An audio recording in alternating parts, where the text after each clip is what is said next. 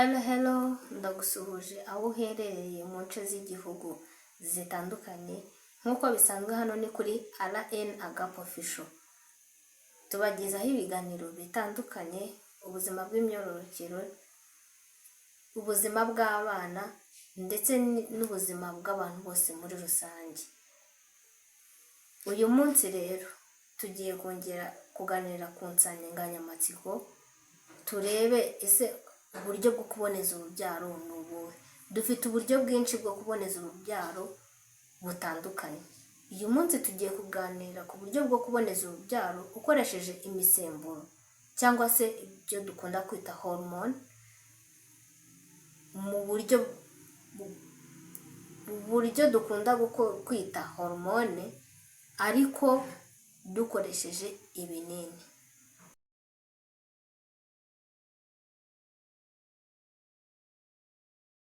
Nk'uko nabibabwiye rero, tugiye kuganira ku buryo bwo kuboneza urubyaro ariko ukoresheje uburyo bw'ibinini. Ubwo duherukana muri video yashize twaganiriye ku byiza byo kuboneza urubyaro, ese kuboneza urubyaro ni iki, ndetse n'ingaruka mbi zo kuboneza urubyaro. Ariko uyu munsi nabahitiyemo ikiganiro cyiza aho muzagenda musobanukirwa cyane cyane ku babyeyi, ukajya gukoresha uburyo bwo kuboneza urubyaro ari kuvuga ngo ubu buryo mbufiteho amakuru runaka, nzi ibyiza byabyo, nzi ibibi byabyo, ndetse bikaba byanagufasha gufata umwanzuro w'uburyo ushobora gukoresha bitewe na stati y'ubuzima bwawe, ndetse bitewe n'uko wowe wiyumva n'umubiri wawe, ukagira uburyo uhitamo, ariko hakabaho n'inama za muganga. Uyu munsi rero tugiye kuganira ku buryo bwo gukoresha ibinini. Ese ibinini ubundi ibinini uko tubyumva, kandi amoko y'ibinini ni menshi. Ese ibinini dukunda gukoresha ni ibihe? Ibinini rero ni ibyo dukunda kwita oral contraceptive pills. Ni ibinini bininda ko umuntu yasama. Ni ibinini bikoresha imisemburo bituma umuntu adasama. Ibi binini rero bibamo imisemburo ibiri, aba ariyo isanzwe n'ubundi mu buzima bw'umugore. Mu buzima bw'umugore ibyo binini akaba ari byo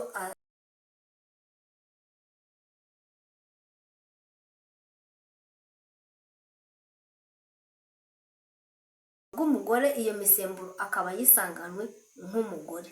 Iyo misemburo rero iba iri muri bino binini ni imisemburo ibiri. No mu buzima bw'umugore, muri kamimano y'umugore, ubundi umugore agira imisemburo ibiri ariyo estrogen na progesterone.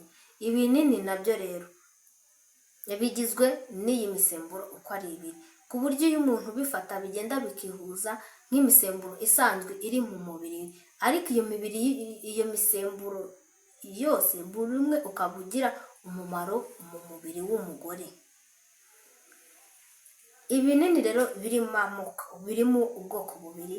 Harimo ibyo dukunda kwita combined contraceptive pills, ndetse arizo dukunda kwitwa ngo ni COC.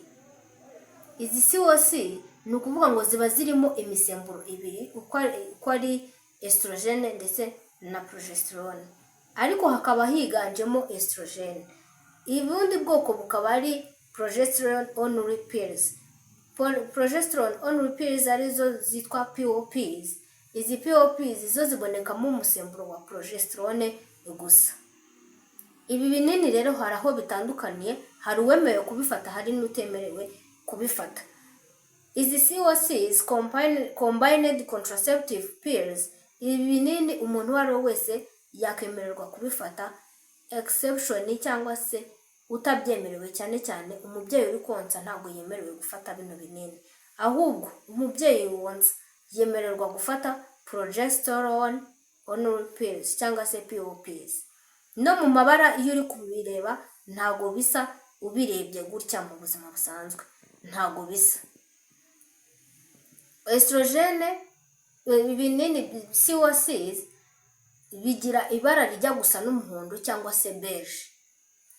Progesterone bikagira ibara risa n'umweru. Ariko byose bigira uko bifatwa. Iyo ugiye kwa muganga bafashe umwanzuro ko ari byo ugiye gukoresha, muganga nawe bitewe n'inama za muganga nawe aguhaye akubwira n'uburyo bikoreshwamo. Ibi binini byizewe 99%, uku bushakashatsi bugaragaza ko byizewe 99% kuba byarinda umubyeyi gusama cyangwa se undi uwo ari we wese wabikoresha. Ndetse ibi binini bya COCs bya combined contraceptive pills twabonye ko byiganjemo umusemburo wa estrogen. Ibi binini byo ndetse no binakoreshwa nka emergency contraceptive pills, cyangwa se bya binini umuntu afata yakoze imibonano mpuzabitsina idakingiye adashaka gusama akaba yabifata, agira doze afata kandi ibi binini bikaba byamufasha bikamurinda kuba yasama. Reka tuganire noneho tumenye ngo ese ibi binini ko tumaze kumenya amoko yazo tukaba tumenye n'imisemburo irimo, ese ibi binini bikora bite mu mubiri w'umugore? Iyo bigezemo bikora bite? Uburyo bwa mbere bikoramo ni ukuvuga ngo ibi binini bihagarika gusama. Uti gute? Birinda intangangore ko yakura, bituma intangangore idashobora gukura ngo isohoke. Ni ukuvuga ngo ntagaruka umugore aba atajya mu mihango, ariko ya mihango kenshi y'abantu bakoresha uburyo bwo kuboneza akenshi bikunda kuba ibyo twita spotting. Akenshi ntabwo aba ari imihango nyamihango ngo uvuge ngo nigi ryasohotse. Ibi binini rero birinda ko intanga yakura igahisha ikagera igihe cyo gusohoka, mbese igihe cyo kuba yajya guhura n'intangangabo cyangwa se ibyo dukunda kwita fertilization. Ahubwo nyine nk'uko nabivuze bituma yantanga cyangwa se ovire intangangore itabasha gukura ngo ihishe kuba yagira kuba yaba fertilized cyangwa yajya guhura n'intangangabo ngo bibe byahura bigakora umwana cyangwa se hakabaho gusama. Tumaze kurebera hamwe uburyo bino binini bikoramo ndetse n'imisemburo yabyo n'amoko yabyo. Reka noneho turebe ese mekanizme yayo, ese bikora bite iyo bigeze mu mubiri w'umugore. Ni ukuvuga ngo igira uburyo bwinshi butandukanye ikoramo, ariko tugiye kurebera hamwe uburyo butatu bwonyine burahagije kugira ngo dusobanukirwe icyo ibi binini biba biri gukora mu mubiri.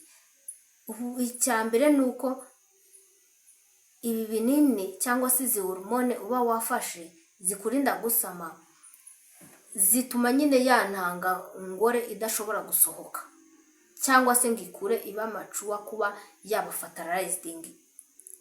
Muri rusange ituma intangangore idakura ngo ibe yabasha gusohoka, ngo ibe habaho impamvu z'uko umuntu yasama. Mbese ni ukuvuga ngo intangangore itakuze nta ntanga nta gusama kubaho, itakuze nta gusama kwabaho. Rero bituma ya ntangangore idakomeza gukura ngo ibe yasohoka. Icya kabiri rero ni ukuvuga ngo ibi binini biragenda bikajya gukora ku nkondo y'umura, niko nabivuga, cyangwa se kuri cervical. Igezeyo iragenda igakora ikintu, mbese cervical iragenda ikabyimba, bigakora ikintu kiri strong ku buryo intangangore iramutse idashobora kwinjira. Iragenda ikaba stuck aho hantu ikahakomeza ku buryo intangangore ntabwo ishobora kwinjira. Iragenda mbese ikahakora ikintu kibyimbye cyane gikomeye, intangangore ntibashe kwinjira, aribyo dukunda kwita cervical mucus. Icya gatatu ni uko ibi binini biragenda bikajya aho dukunda kwita ku mubiri cyangwa se ku rukuta, aho iyo umugore yasamye, aho mbese umwana cyangwa se iterisi, mbese twabyita kuri iterisi, urukuta rwa iterisi, inkuta zayo ziragenda ikahanyereza, aho dukunda kwita ngo endometrium, ni ku rukuta rwa iterisi cyangwa se urukuta rwa nyababyeyi. Ikagenda ikahanyereza ku buryo nubwo intangangabo yakinjira ntabwo igira ishobora kugenda ngo rihure n'irindi, kwa kundi riza nimba hamaze kubaho fertilization igi rikaza rikajya gufata ku rukuta rwa iterisi aba ariho umwana akurira kuko ruba rukomeye. Noneho bino binini byo biragenda bikahanyereza ku buryo nta gi rishobora kugenda ngo rihafate, ku buryo mbese rihita bisohoka. Sinzi nimba ariko nabisobanura neza, nimba mubisobanukiwe, ariko urwo rukuta ruragenda rukanyerera. Mu by'ukuri ubundi biba rukomeye, ni muri iterisi, muri nyababyeyi niho umwana akurira, haba hari urukuta rwabugenewe, mbese umwana agenda placenta ikagenda igafata ku buryo umwana akurira mu nda nta kibazo kibayeho. Ariko ibi binini byo biragenda bikahanyereza, hakaba mbese ubunyerere, hakaba nk'urwondo hakanyerera. Iyo hamaze kunyerera rero ntabwo intangangabo ishobora kugenda ngo ihure n'intangangore ngo aho ngaho habe hakurira umwana, ntabwo bishoboka. 99% ubushakashatsi bugaragaza ko mu gihe wafashe ibi binini neza ukurikije inama za muganga ntabwo ushobora gusama. Ari byiza rero byo gukoresha, kuba umuntu akoresha bino binini. Ese wakibaza ngo byiza byo kuba nkoresha ibi binini byo kuboneza urubyaro ni ibihe? Icya mbere, bikurinda gusama ku kigero cya 99%. Ariko mu gihe wafashe neza ibi binini ukurikije uko inama za muganga yaguhaye, ni ukuvuga ngo iyo ubifashe uko wiboneye ntabwo bishobora kukurinda, ariko iyo ubifashe 99% ku nama za muganga yaguhaye ntabwo ushobora gusama. Icya kabiri, bigufasha kumenya neza igihe cy'imihango. Bino binini ku bantu babizi neza bigeze kubikoreshaho, hari n'abantu bagira ibibazo byo kuva mu buryo budasobanutse, kajya kubona ukabona aravuye mu bintu utamenya, mbese bagira ibibazo byo kuva bafite imihango itari ku murongo. Ibi binini bifasha kenshi nanone kuringaniza imihango, igashyira imihango ku murongo. Icya gatatu ni uko ibi binini hari indwara nyinshi zitandukanye birinda indwara nyinshi zitandukanye, cyane cyane birinda kanseri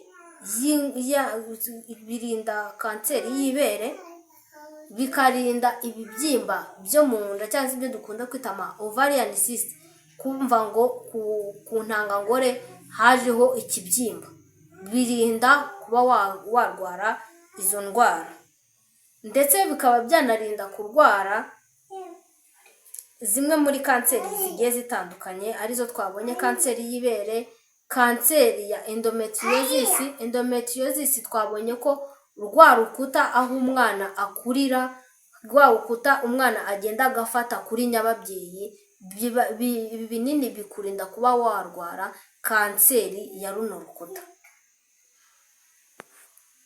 Ibi binini bifite akazi kanini mu mubiri w'umugore,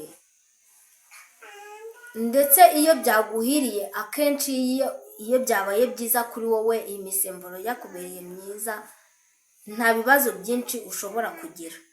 Gusa nanone ibi binini bituma kwa kundi umukobwa cyangwa se umugore ajya mu mihango akagira uburibwe bwinshi, ukababara mu nda, umugongo, bikurinda cyangwa se bikagabanya kuribwa, ibyo dukunda kwita ngo ni dysmenorrhea cyangwa se dysmenorrhea. Iyi dysmenorrhea bivuga ko ni kwa kundi umugore ajya mu mihango cyangwa se umukobwa akagira ibibazo byo kubabara mu nda n'umugongo. Ibi binini rero wabifashe nta ngorane yo kugira ibibazo byo kubabara mu nda cyangwa umugongo. Twabonye ibyiza byabyo byinshi, ariko hari n'ingaruka nyinshi mbi zabyo. Izo ngaruka nizo tugiye kurebera hamwe muri rusange. Ibinini nubwo ari byiza, tubonye ibyiza byabyo, hari ingaruka mbi zishobora kukubaho cyangwa se ibyo dukunda side effect. Hari ibyo ushobora kubona nyuma y'uko ubifashe, ukumva nyine ntibikuguye neza, ukumva ntabwo umeze neza muri wowe mu mubiri muri rusange. Izi ngaruka mbi rero hari nyinshi zitandukanye.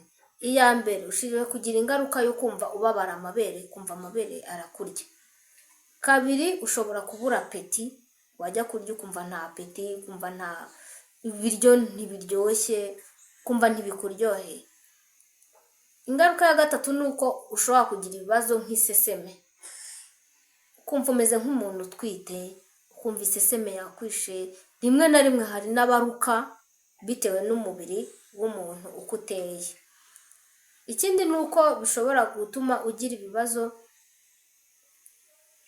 ushobora kugira ikibazo cyo kumva mu nda ugugaye, ukumva utameze neza. Icyo gihe iyo wumvishe utameze neza mu nda, umeze nk'ugugaye, no kugira apeti ntiwagira apeti, ntiwarya ibyo ngo wumve biramanuka ngo wumve ko biryoshye, ntabwo bishoboka. Iyindi ngaruka mbi kuri ibi binini ni uko hari ushobora kubifata ukabona yarabyibushye, hari n'ushobora kubifata ukabona yarananutse, yaragiye noneho ashiramo burundu bitewe n'imisemburo yiwe. Ndetse abenshi iyo bari kumva babyibuha baba bumva n'inda igenda iba nini, wumva ugenda iba nini mu buryo butandukanye. Ariko ibyo ni utuntu tworoheje turebeye hamwe ku ngaruka mbi, ariko hari n'izindi ngaruka mbi zikomeye cyane bishobora no kukuviramo uburwayi bikaba ngombwa ko ujya kwa muganga. Ingaruka ya mbere mbi ni uko ushobora kugira ikibazo cya thrombosis. Thrombosis ni kumwe wumva ngo umuntu ngo yagize ikibazo, ngo amaraso ngo aripfundika ngo mu mitsi, ngo yagize ikibazo ngo amaraso ngo aravura mu mitsi. Ibyo bintu bishobora no kuviramo umuntu urupfu mu gihe atabyivuje ngo bigaragare hakiri kare. Icya kabiri ni uko hari ababifata bitewe n'umubiri w'umuntu, ugasanga yagize ibibazo by'uko umuvuduko we w'amaraso uzamuka. Ni byiza ko wiyambaza kujya kwa muganga bakagukora controle, bakareba ikibazo waba wagize. Ibyo ni ibintu bishoboka cyane, bibaho nk'ingaruka mbi zikomeye ko umuntu ashobora guhita arwariramo umuvuduko w'amaraso. Icya gatatu ku ngaruka mbi zikomeye ni uko zishobora gutera indwara z'umutima. Indwara z'umutima cyane cyane ku bantu bafite background mu miryango, kumva ngo nyogokuru ngo yishwe n'umutima. Ibyo ni ibintu tuzi akenshi bishobora gukurikirana umuntu nka heredity, nk'urukurikirane rw'imiryango. Cyane cyane ushobora no kugira ibibazo by'umutima mu buryo utazi. Ni byiza ko mu gihe ubonye ibimenyetso bikomeye, mu gihe ubonye wumva bitameze neza, ukamera nkumva urarwaye pe, kumva ni ibintu bitakihanganirwa, ni byiza ko ujya kwa muganga. Ikindi bino binini ingaruka mbi nanone ikomeye ushobora kugira ni migraine.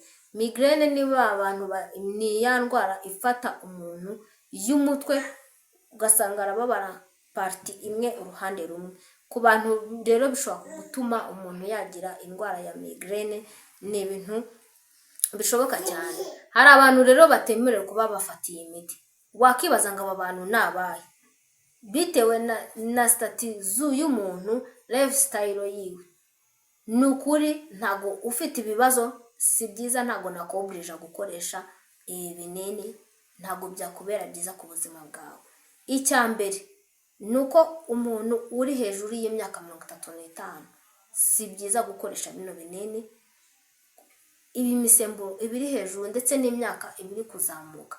Ndetse no kwa muganga bakunda kutubwira ngo si byiza kubyara k'umuntu uri hejuru y'imyaka 35, kuko hari ibibazo byinshi, hari complication ashobora kugira, ugasanga agize ibibazo mbese byanamuviramo n'urupfu. Ntabwo ari byiza rero ku muntu urengeje imyaka 35 cyangwa se guhera ku myaka 35 kuzamura, ntabwo nakobirije gukoresha ibi binini. Icya kabiri, mu gihe ufite ikibazo cy'umuvuduko w'amaraso usanzwe urwara, ubu buryo ntabwo ari bwiza kuri wowe kuba wabukoresha mu gihe ukeneye kuboneza urubyaro. Tuzarebera hamwe, ndetse n'aba bantu nabo tuzarebera hamwe ubundi buryo ashobora kuba yakoresha butamutera ikibazo. Abantu ba gatatu ni abantu bakunda kugira ibibazo by'umutima. Mu gihe usanzwe ugira ibibazo by'umutima cyangwa se umwijima, si byiza gukoresha bino binini, kuko n'ubundi bino binini binyura mu mwijima mbere y'uko bigera mu maraso. Sinumva ko mu gihe umuntu rero anafite n'ikibazo cy'umwijima byaba byiza cyane kuba yakoresha ubu buryo bukaba bwamurinda 99% kuba yasama. Ntabwo uyu muntu rero yemerewe gukoresha ubu buryo bw'ibinini mu gihe afite ibi bibazo.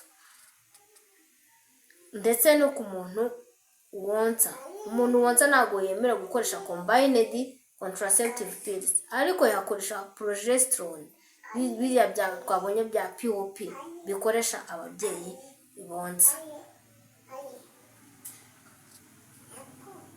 Rero undi muntu utabyemerewe, aba ariho dusoreza ku bantu batemerewe gufata ino miti. Ku muntu wigeze kugira kino kibazo cya thrombosis twavuze, cyo kuba amaraso yakipfundika cyangwa se amaraso akaba yavurira mu mitsi, aba bantu ntabwo bari oblige bo kuba bakoresha ibino binini, kuko bishobora kongera kumuteza izindi ngaruka, noneho akagira ibibazo byisumbuyeho kubera ko yakoresheje bino binini. Ntabwo ari byiza rero kubikoresha ufite iki kibazo. Tumaze kurebera hamwe ibintu bitandukanye, twarebye amoko y'ibi binini, amoko abonekamo, twabonye ko ari amoko abiri, twabonye imisemburo aboneka muri ibi binini, ndetse by'umwihariko twabonye ibyiza byo kubikoresha, tubona n'ingaruka mbi zishobora kukubaho mu gihe wakoresheje ibinini, tutibagiwe ko twabonye n'abantu batemerewe gukoresha bino binini. Ariko hari inama za muganga, hari inama ubushakashatsi bugira umuntu ukeneye gukoresha kuboneza urubyaro. Wakibaza ngo ni izihe? Umuryango w'abibumbye hari inama ugira ababyeyi ku bijyanye no gukoresha buno buryo bwo kuboneza urubyaro. Icya mbere y'uko ufata umwanzuro wo gukoresha ubu buryo bwo kuboneza urubyaro, banza ugane ivuriro, banza umenye uko imisemburo yawe ikora, umenye uko ubuzima bwawe buhagaze. Ni byiza kubikoresha ukurikije inama za muganga, akakubwira nimba byaba byiza cyangwa se ari bibi, kuko nabo baba bafite experience y'abantu benshi bagiye bahura bakazikoresha, bakaba byabagiraho ibibazo cyangwa se bikamubera byiza. Mu gihe rero hari ibimenyetso ubonye bidasobanutse, kubera ko uba wagishije inama muganga, birashoboka ko wanajyayo ukamubwira, akaba yagufasha n'uburyo ibyo bibazo byahinduka. Inama ya kabiri, ibi binini bifate neza nk'uko muganga yagutegetse kubifata. Ntabwo ari byiza kubifata nk'uko wiyumviye, kandi ibi binini ni byiza kubikoresha gufata isaha imwe, ugafata isaha, nimba ari urugero, nimba navuze ngo nzajya mbifata saa 11 za mu gitondo, iyo saha ukayikurikiza mpaka ukwezi kurangiye, mpaka igihe usoreje kubikoresha. Icyiza cy'ibi binini ntabwo bigira ingaruka ngo sinzasama kuba nabikoresheje, oya. Igihe cyose wumva ushaka gusama urabihagarika ugasama nta kibazo. Ntabwo uzagira ikibazo cyo kuvuga ngo natinze gusama cyangwa gusama byanze. Ibinini birizewe ku kintu kijyanye no gusama. Iyo ubihagaritse ushaka gusama urabikoresha. Ni byiza ko mu gihe ubonye kuri izi ngaruka, ubonye ingaruka ukabona birengeje urugero, ukabona birengeje uburyo wowe wumva ko utabasha kubyihanganira, ni byiza ko wajya kwa muganga, cyane cyane ku bantu babigira ibibazo bakagira ibyo dukunda kwita ngo ni spotting cyangwa se kuva kw'amaraso.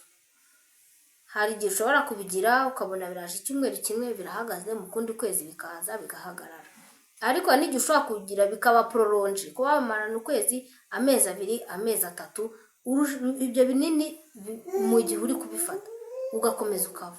Ni byiza ko ujya kwa muganga, muganga akaguha inama, kuko bishobora kukuviramo indwara zitandukanye, anemia cyangwa se indwara zo kubura amaraso, bishobora kukuviramo ibintu byinshi bitandukanye.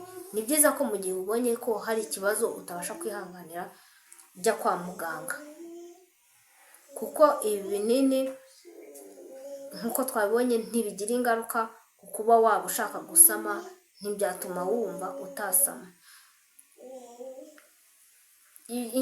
Inama ya 5 ari nayo tugiye gusorezaho, bifate niba wumva ushaka koko ko bikurinda gusama, byikoreshe ukurikije uko inama ya muganga akugira, bikoreshe we kumva ko ugomba kubikoresha uko ubyumva, bifate ku gihe wagennye, ubigire nk'inshingano, uvuga ati ko mu gitondo mbyuka saa 2 nkaba ndi mu kazi, bishyireho mbese bifate nabyo nk'inshingano ko ari ibintu ugomba gukora, kandi ko ugomba kubifata ku gihe mu gihe wumva ushaka ko bigomba kukurinda gusama. Rero ikiganiro cy'uyu munsi ni aha tugisoreje, twaganiriyemo ibintu byinshi bitandukanye.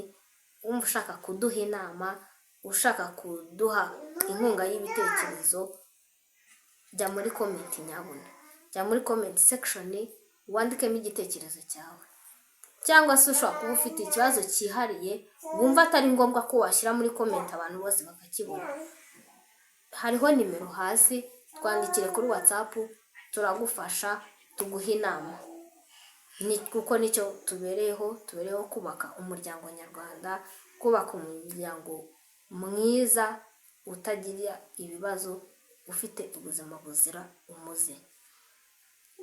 Ikiganiro rero naha tugisoreje, nk'uko bisanzwe ni kuri RN Agape Official. Ibiganiro byacu nakagaruka, ntugende udakoze subscribe nimba utarayikora, like, share na comment kugira ngo ubisangize n'inshuti zawe, ubisangize n'abandi bantu ubumva wishimiye ko iki kiganiro bakireba. Iki kiganiro ntabwo kigenewe abagore gusa, n'abagabo kirabagenewe, kuko kuboneza urubyaro ni ubwumvikane hagati y'umugabo n'umugore, bitewe n'ingamba mwasetinze, bitewe n'intego yanyu mufite. Ni ibintu mwagakwiye kumvikanaho, ku buryo n'umugore nimba agize n'ikibazo ushobora kubimufashamo, ukamufasha, ukamwatize jya kwa muganga, ukamugira inama, gira gutya gira gutya. Rero ibiganiro byacu nakagaruka, stay tuned. Ciao ciao.